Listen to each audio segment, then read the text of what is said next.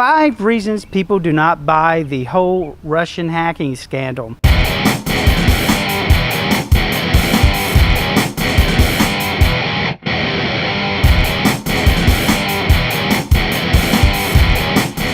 WikiLeaks denies getting the information from Russia. Julian Assange has said time and time again that his source did not come from Russia.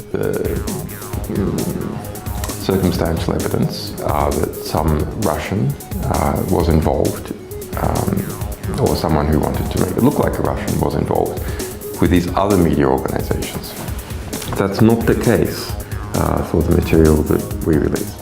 Number 2, Putin denies involvement. Putin told Megyn Kelly like the way it was.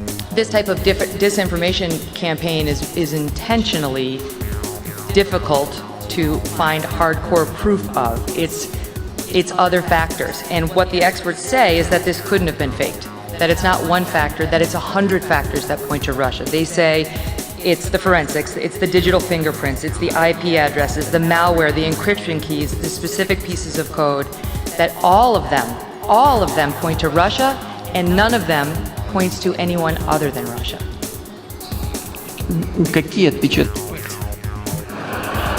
What fingerprints, or hooves prints, or horn prints?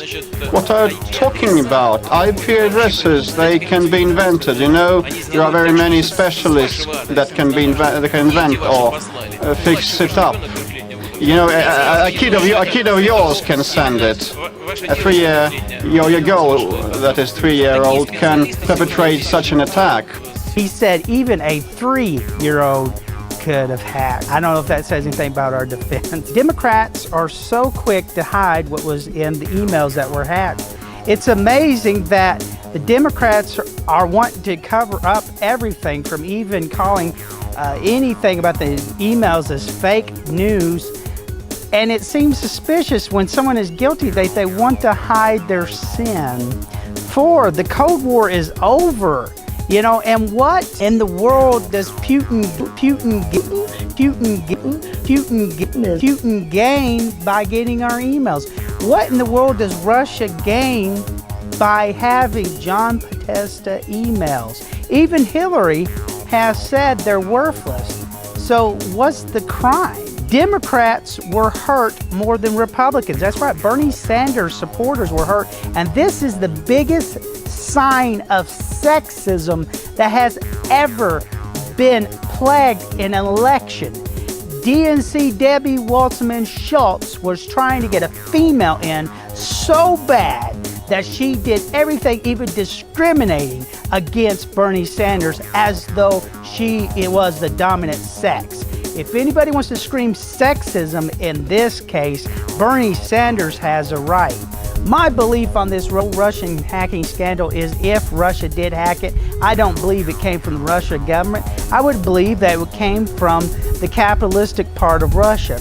You see, after the Cold War, Russia became very anarchical. There was hardly a government in Russia. You can talk to people who surrounded the country of Russia, tell you that the crime wave was just horrendous. The mafia eventually took over, and we know about the ties between Putin and the Russian mafia.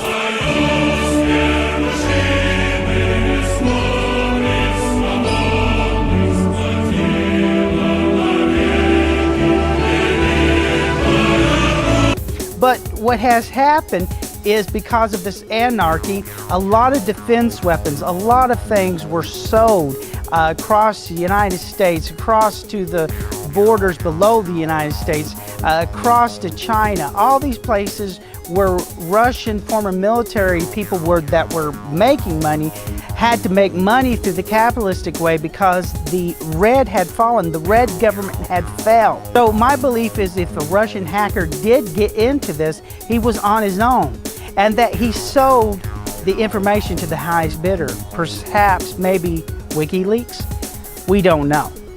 Perhaps maybe China? We don't know. The question is, yes, security can be an issue, but who's to blame? More or less, is it John Podesta for his lacks in security? Or, for instance, Hillary Clinton using her personal emails? lacks things like this in security, if anyone was to blame for security, it's Democrats for being lax on theirs. So this is the reason why people don't buy into it. And it's old, it's frightening, and it's disgusting. And you guys have a great day.